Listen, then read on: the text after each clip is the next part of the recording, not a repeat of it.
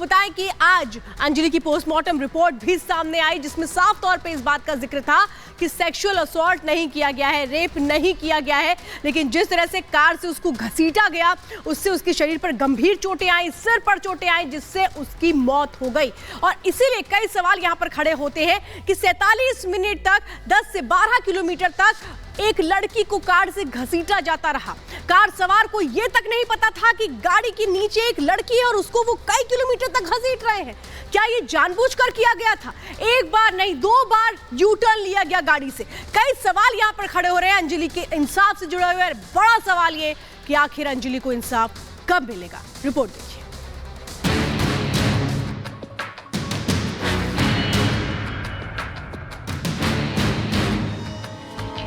दिल्ली के कंझावला इलाके में हुई दर्दनाक घटना में मृतक लड़की का पोस्टमार्टम पूरा हुआ।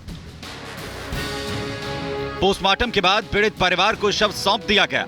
ये अपने घर में जो 2 एक्स्ट्रा बेडरूम है उसमें होम स्टे बिजनेस करके महीने का 60,000 कमा रहे हैं। आपको भी ये करना है तो फ्रीडम ऐप को अभी डाउनलोड कीजिए। मौलाना आजाद मेडिकल कॉलेज से शव को उनके घर पर लाया गया, जिसके बाद पीड़ित परिवार और इलाके में गम का माहौल है। कुछ लोग अंजलि का पोस्टर लेकर खड़े होकर प्रदर्शन करते हुए नजर आए। पोस्टर पर लिखा हुआ था, अंजलि को न्याय चाहिए। लोगों ने अपनी नाराजगी प्रदर्शन के जरिए जाहिर की। परिवार तो अभी बिल्कुल एकदम सदमे में है, जिसकी बेटी के साथ इतनी बड़ी वारदात हो जाती है, 14 किलोमीटर घसीटा जाता है। वो परिवार तो अभी होश में ही नहीं है। और दूसरी बात मैं ये कहना चाहूँगा कि उन दोषियों को कड़ी से कड़ी सज़ा देनी चाहिए। ऐसी सज़ा देनी चाहिए कि आगे से अगर कोई ऐसा काम करे तो वो सोचे, एक बार करने से पहले 100 बार सोचे कि उनको ऐसी सज़ा दी गई थी तो मुझे क्या सज़ा दी जाएगी, क्योंकि बहन बेटी हमारे घर में भी है। गाड़ी चलाए तो पता चल जाता गाड़ी चलाने वाले को गाड़ी में कुछ अटक रहा है। 31 दिसंबर और 1 जनवरी के बीच क्या हुआ? कैसे राजधानी में बीच सड़क लड़की के साथ बर्बरता की गई? इसे लेकर कई तरह के सवाल खड़े हो रहे हैं। लेकिन पोस्टमार्टम रिपोर्ट ने एक बात तो साफ कर दी है कि युवती के साथ किसी भी तरह का यौन उत्पीड़न और रेप जैसी वारदात नहीं हुई। पोस्टमार्टम की रिपोर्ट परिवार को भी दिखाई गई। मीडिया रिपोर्ट के मुताबिक पोस्टमार्टम रिपोर्ट में पीड़िता से रेप की पुष्टि नहीं हुई है और प्राइवेट पार्ट पर भी चोट के निशान नहीं मिले। मृतक का पोस्टमार्टम 3 डॉक्टरों के पैनल ने किया है। मेडिकल बोर्ड ने कल पोस्टमार्टम एग्जामिनेशन किया था और आज उस पोस्टमार्टम एग्जामिनेशन की प्रोविजनल रिपोर्ट हमें मिली है। प्रोविजनल रिपोर्ट के आधार पर जो डेथ है वो एंटीमॉर्टम इंजरीज की वजह से हुई है, जिसमें शॉक एंड हेमरेज उसका मेन कारण है।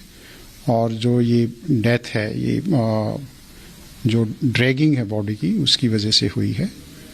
इसके अलावा पोस्टमार्टम एग्जामिनेशन में जो बॉडी का एग्जामिनेशन होता है उसके आधार पर कोई ऐसी इंजरी नहीं है जो ये सजेस्ट करती हो कि कोई सेक्सुअल असॉल्ट हुआ है। पोस्टमार्टम की फाइनल रिपोर्ट अभी हमें मिलेगी ड्यू कोर्स में और अभी इस केस में फर्दर इन्वेस्टिगेशन जारी है। हादसे के बाद से ही मृतका के परिजनों ने आरोप लगाया था कि हादसे से पहले उनकी बेटी के साथ दुष्कर्म किया गया है। इसीलिए पोस्टमार्टम रिपोर्ट में क्या सामने आएगा इसका इंतजार था। पोस्टमार्टम में कई तरह के तथ्य भी सामने आए हैं।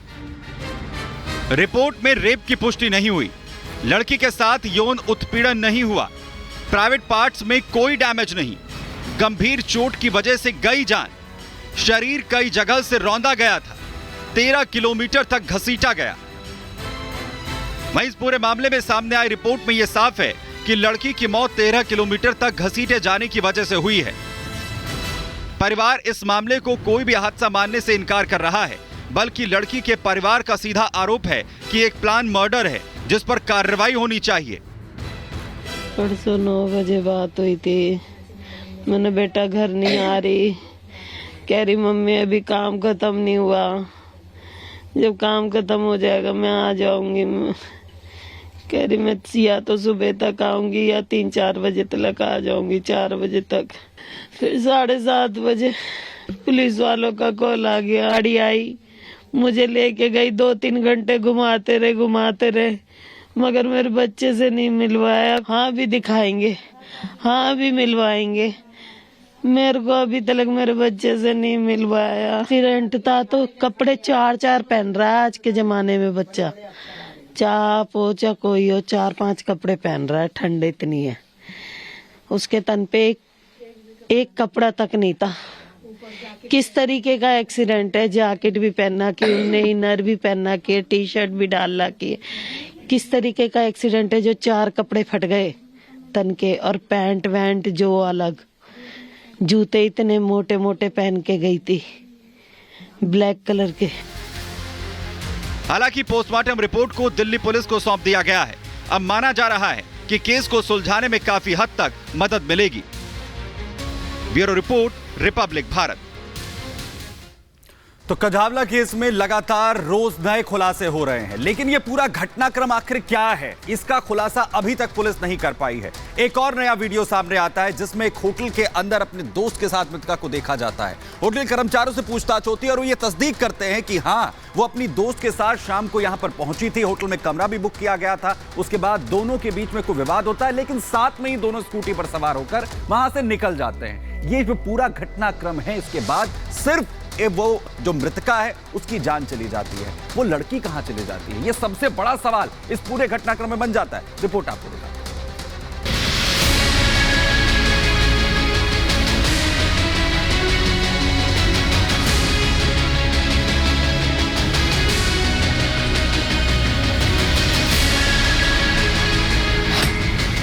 दिल्ली के कंझावला केस में जो हुआ, क्या उसकी शुरुआत इस होटल से हुई थी? ये सामने आया है कि पीड़ित अपने दोस्तों के साथ 31 दिसंबर की देर शाम इस होटल में पहुंची थी और इसी होटल के बाहर पीड़ित और उसकी दोस्त के बीच किसी बात को लेकर झगड़ा हुआ था, जिसका सीसीटीवी फुटेज भी सामने आया है। जो यहाँ पे काम करने वाले स्टाफ है, उन्होंने साफ तौर पे कहा वो लड़कियां यहाँ इस होटल में काम नहीं करती थी, बल्कि पार्टी करने के लिए आई थी। लगभग शाम के समय 7:30 बजे वो रूम बुक करवाती है, उसके साथ एक और उसकी साथी होती है। 2 रूम बुक करवाए जाते हैं, लेकिन लड़कियों ने एक रूम बुक करवाया होता है और कुछ ही देर के बाद उनके साथी जो लड़के होते हैं वो यहाँ पे पहुंचते हैं। उनके द्वारा भी एक रूम बुक करवाया जाता है, लेकिन जो पार्टी उनके द्वारा की जाती है लड़कियों के रूम में की जाती है। आपस में फिर लड़ाई हो जाती है। बताया जा रहा है कि शाम को ही कमरा बुक किया था दोनों लड़कियों ने। होटल स्टाफ के मुताबिक दोनों करीब 7:30 बजे आई थी, फिर कुछ लड़के भी पहुंचे थे। ये कहा जा रहा है कि ये सब नए साल की पार्टी करने आए थे। होटल के स्टाफ का क्या कहना है, आपको बताते हैं। दोनों? हाँ जी, सारे ही नशे में थे। लड़कियां भी नशे में थी? हाँ जी। ये भी कहा जा रहा है कि दोनों लड़कियों के बीच होटल के अंदर झगड़ा हुआ था। उन्हें रोका गया, लेकिन वो झगड़ती रही। स्टाफ ने उन्हें रोका, उसके बाद वो लोग होटल से बाहर चले गए। हमने बोला था कि लड़ो मत आपसी में, क्यों हमारे आसपास एक गेस्ट डिस्टर्ब हो रहे हैं। फिर उन्होंने बोला कि भैया अब नहीं होगी लड़ाई। वो आपसी रूम में चले गए। फिर वो चले गए थे 12 साढ़े 12 के बाद ही गए थे। 12 बजे के बाद चले गए थे। वो 12 के बाद चले गए थे। आपस में उनकी बहस हो गई, तो हमने बोला यहाँ नहीं चलेगा बहस, और भी गेस्ट होटल में। हमने भगा दिया नीचे उन्हें। नीचे लड़ने लगी, अगल बगल वालों ने भगा दिया, फिर वो निकल गए। होटल के बाहर भी दोनों में बहस होती रही। बहस करते करते दोनों बीच सड़क तक चली गई थी, लेकिन थोड़ी देर बाद दोनों लड़कियां स्कूटर पर बैठकर एक साथ निकल गई। आप देख सकते हैं ये वही रूम है जिस रूम को बताया जा रहा है कि बुक करवाया गया था उस रात। दोनों लड़कियां आपस में लड़ाई कर रही थी। 15 मिनट तक आपस में लड़ाई करती हुई दिखी और साथ में होटल के जो रिसेप्शन पे उस समय जो लोग मौजूद थे उन्होंने भी उनकी लड़ाई छुड़वाने की कोशिश की। फिर नीचे उतर के भी उन दोनों में आपस में लड़ाई हुई, लेकिन आप एक सीसीटीवी में आपने जरूर देखा होगा दोनों एक ही साथ गई। सवाल ये कि क्या जब दोनों स्कूटर से चली गई उसके बाद क्या हुआ?